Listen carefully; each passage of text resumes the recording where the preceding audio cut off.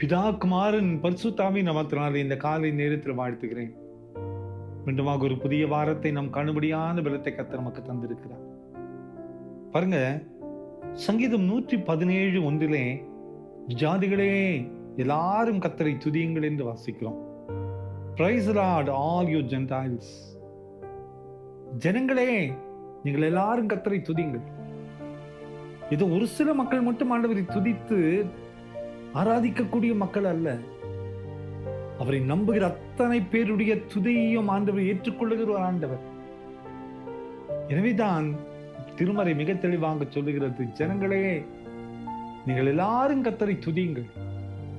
நாம் துதிக்க பிறந்த மக்கள், ஆலயத்திலே வந்து ஆராதிக்கக்கூடிய மக்கள். இஸ்ரவேல் ஜனங்களை ஆண்டவர் வனாந்தரத்தில் கொண்டு வந்து அவரை துதிக்க வைத்தார்.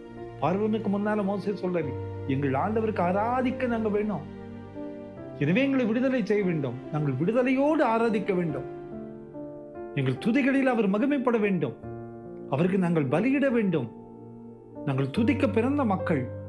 அதே போலதான் அந்த ஆரம்பித்த அந்த துதியின் சத்தம் இந்த நாள் வரை துணித்துக் கொண்டே இருக்கிறது. ஒவ்வொரு ஆலயங்களிலும் துணித்துக் கொண்டே இருக்கிறது. நாமும் துதிக்கிற மக்களாய் மாற வேண்டும். பைபிள்ல இஸ்ரவேல் ஜனங்களை நடத்தின நாள் முதல் துதிக்க துதிக்க துதிக்க துதிக்க எத்தனை விடுதலை கிடைத்தது.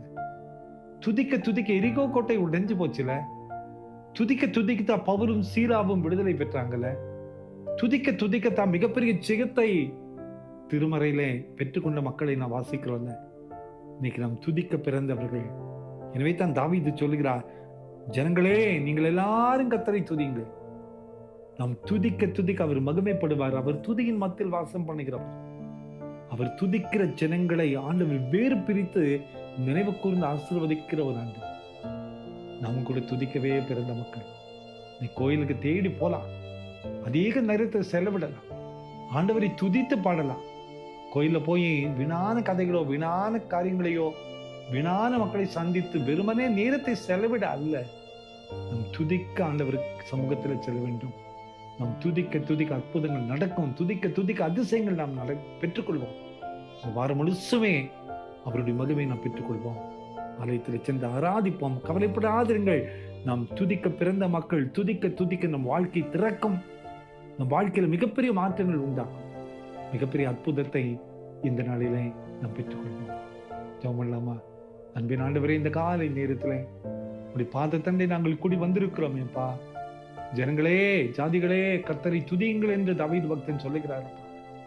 நாங்களும் துதிக்க பிறந்த மக்கள். துதிக்கக்கூடிய வாய்ப்பை எங்களுக்கு தந்திருக்கிறேன். துதியின் மத்தியில் வாசம் பண்ணுகிறேன். நாங்கள் துதிக்க துதிக்க சத்துரு ஓடி போவான்.